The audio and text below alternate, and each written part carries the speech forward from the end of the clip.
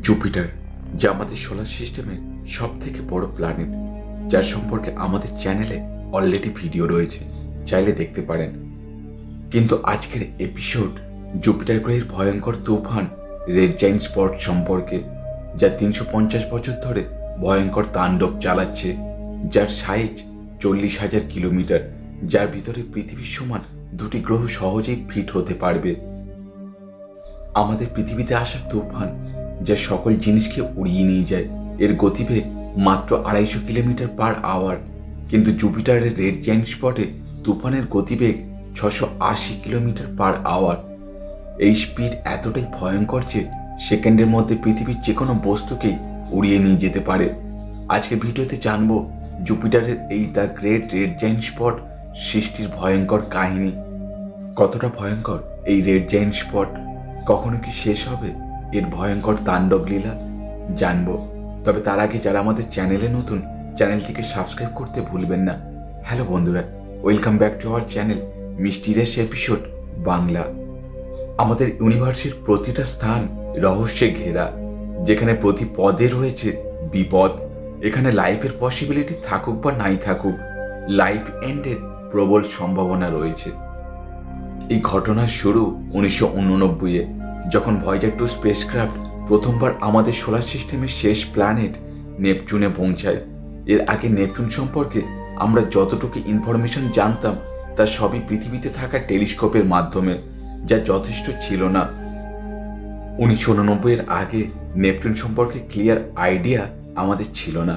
যখন ভয়েজার 2 নেপচুনের কাছে পৌঁছায়, তখন দেখে নেপচুনের সারফেসে একটি বিশাল আকারের ব্ল্যাক স্পট রয়েছে। এই ডার্ক স্পট একটি বিশাল তুফান ছিল, যার সাইজ লম্বায় 4300 কিলোমিটার এবং চওড়ায় 6000 কিলোমিটার। কিন্তু এর ঠিক 5 বছর পর, যখন হাবেল টেলিস্কোপের সাহায্যে এর অবজারভেশন শুরু করা হয়, তখন নেপচুনের এই স্পট অদৃশ্য হয়ে গিয়েছিল।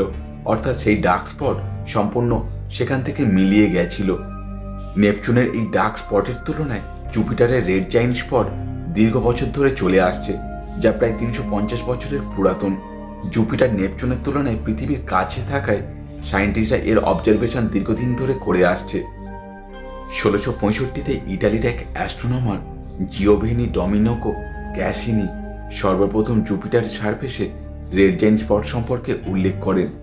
এরপর 1665 থেকে 1713 সাল পর্যন্ত এই রেড জায়ান্ট স্পটকে কন্টিনিউ অবজার্ভ শুরু করা হয়, কিন্তু এরপর প্রায় আগামী 100 বছর পর্যন্ত আর কেউ এর উপর নজর দেয়নি।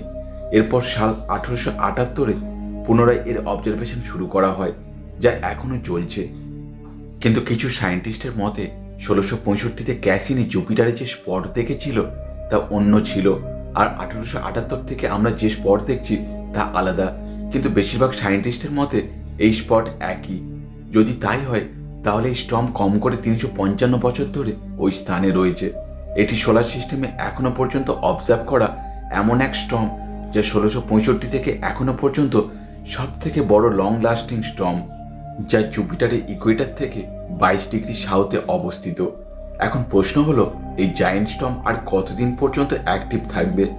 পৃথিবীতে আসা এখনো পর্যন্ত সব থেকে দীর্ঘমেয়াদী স্টর্ম 1994 হ্যারিকেন জন প্রায় 31 দিন পর্যন্ত চালু ছিল, যা প্যাসিফিক ওশিয়ানে প্রায় 13,280 কিলোমিটার ডিস্টেন্স পার করে। অপরদিকে জুপিটার, স্যাটার্ন, নেপচুনে আসা ভয়ঙ্কর তুফানের সামনে হ্যারিকেন জন কিছুই নয়। এই সকল প্ল্যানেটে আসা তুফান কয়েকদিন নয়, কয়েক বছরের জন্য চলে। কিন্তু এখানে একটি প্রশ্ন হলো, এই সকল প্ল্যানেটে আসা জাইগান্টিক স্টর্মে এমন কি রয়েছে যা পৃথিবীর স্টর্মে নেই? এই প্রশ্নের উত্তর জানার জন্য জানা প্রয়োজন পৃথিবীতে আসা স্টর্মের ফরমেশন কেমনভাবে হয়। পৃথিবীতে আসা বেশিরভাগ তুফান টপিক রিজিয়নের ওশিয়ানে সৃষ্টি হয়। এখানে ওয়াটার খুবই গরম থাকে এবং সানলাইটের জন্য ওয়ার্ম ওয়াটার ভেপারে কনভার্ট হয়ে যায়, যা এর উপরে ক্লাউডের ফরমেশন সৃষ্টি করে। আর এই ক্লাউড সেই স্থানে গরম আরও বাড়িয়ে দেয়, যার পর গরম হাওয়া উপরের দিকে যেতে শুরু করে আর কোল্ড উইন্ড নিচের দিকে আসতে শুরু করে। যেহেতু পৃথিবী নিজের অ্যাক্সিসের উপর ঘুরছে, তাই আশেপাশের হাওয়া হাই প্রেশার এরিয়া থেকে লো প্রেশার এরিয়ার দিকে ছুটে যায়। আর ঠিক তখনই এই উইন্ড একটি সার্কুলার মোশনের সাথে সামনের দিকে এগিয়ে যেতে শুরু করে। কিন্তু জুপিটারে এই যে রেড জায়ান্ট স্পট দেখা যায়, আসলে সেটি অ্যান্টি সাইক্লোন। সাইক্লোন এবং অ্যান্টি সাইক্লোনের মধ্যে পার্থক্য হলো, সাইক্লোন লো প্রেশার এরিয়াতে তৈরি হয়, আর অ্যান্টিসাইক্লোন হাই প্রেশার এরিয়াতে সৃষ্টি হয়। যেমনটি আমরা জানি জুপিটারে কোনো সলিড সারফেস নেই, এটি একটি গ্যাস জাইন্ট প্ল্যানেট। এই জন্য এর আলাদা আলাদা লেয়ার্স ভিন্ন ডিরেকশনে মুভ করে। জাইন্ট রেড স্পটের দুই দিকে অপোজিট ডিরেকশনে দুটি জেট স্ট্রিম স্পিডে ট্রাভেল করে, আর এই জন্য এই স্টর্ম সার্কুলার মোশন সৃষ্টি করে, যা সামনের দিকে না গিয়ে একই জায়গায় বারবার ঘুরতে থাকে। আমাদের পৃথিবীতে আসা স্টর্ম সানলাইট থেকে হিট পায়, যা নর্মালি 30 থেকে 35 ডিগ্রি সেলসিয়াস পর্যন্ত হয়ে থাকে।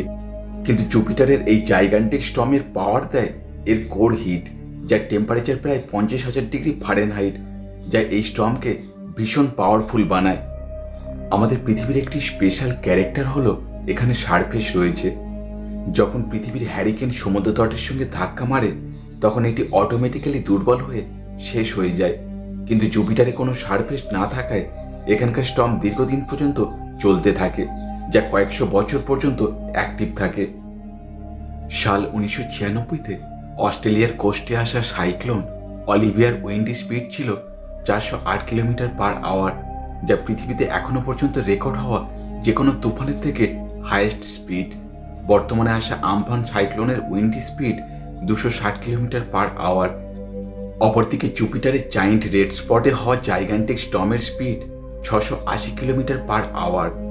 এবার আপনারা নিশ্চয়ই কল্পনা করতে পারছেন, আমফানের মতন সাইক্লোন এত ভয়ঙ্কর ধ্বংসলীলা চালালে তাহলে জুপিটারের রেড জাইন্ট স্পটে চলা ভয়ঙ্কর তুফান ঠিক কতটা পাওয়ারফুল এবং ডিসাস্টারাস।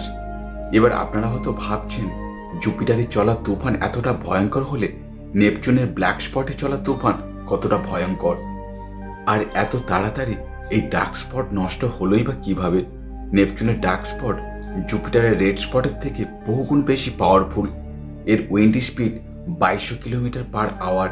কিন্তু নেপচুনে কোনো জেট স্ট্রিমস না থাকায় একই স্থানে না থেকে এই তুফান কন্টিনিউ সামনের দিকে এগিয়ে চলে, আর এই জন্য অন্য ডিরেকশনে চলা হাওয়ার সাথে এটি ধাক্কা মারায় সময়ের সাথে উইক হয়ে শেষ হয়ে যায়। এখানে একটি প্রশ্ন রয়েছে, জুপিটারের রেড জাইন্ট স্পট চিরকাল কি একই রকমভাবে চলবে, নাকি এও একদিন শেষ হবে? 19 শতকের শেষের দিকে যখন রেড জাইন্ট স্পটকে মেজারমেন্ট করার চেষ্টা করা হয়, তখন এর সাইজ ছিল 40,000 কিলোমিটার। সেই সময় এর ভিতর পৃথিবীর ন্যায় দুটি প্ল্যানেট ভালোভাবে প্রবেশ করতে পারত। কিন্তু যখন 1989-তে ভয়েজার 2 ওখানে পৌঁছায়, তখন এর সাইজ অর্ধেক হয়ে গিয়েছিল। এরপর সায়েন্স অবজারভেশন থেকে জানা যায় জুপিটারের জায়েন্ট রেড স্পট প্রায় প্রতি বছর 1000 কিলোমিটার ছোট হয়ে আসছে, আর এইভাবে চলতে থাকলে সাল 2030 থেকে 40-এর মধ্যে এই রেড জায়েন্ট স্পট চিরতরে বিলুপ্ত হবে। কিন্তু এর কারণ এখনো পর্যন্ত সায়েন্টিস্টরা ফাইন্ড আউট করতে পারেনি, যার থেকে বোঝা যায় আমাদের অ্যাডভান্স সায়েন্স এখনো এতটা উন্নতি করতে পারেনি যে জুপিটারের রেড স্পটকে ডিটেলসে স্টাডি করবে। হতে পারে জুপিটারের এনভায়রনমেন্টে হওয়া কিছু আননোন অ্যাক্টিভিটির জন্য এমনটি হচ্ছে। আমরা এখনো নিজের বাসভূমি পৃথিবীর ওয়েদার রিপোর্ট অ্যাকুরেটভাবে দিতে পারি না, আর এ তো হলো অন্য প্ল্যানেট। না জানি আমাদের ইউনিভার্সে এমনই কত মিস্ট্রি লুকিয়ে রয়েছে, যার সামনে বর্তমান সায়েন্স অ্যাডভান্সমেন্ট কিছুই নয়। তাই আমাদের এখনো অনেক পথ চলা বাকি।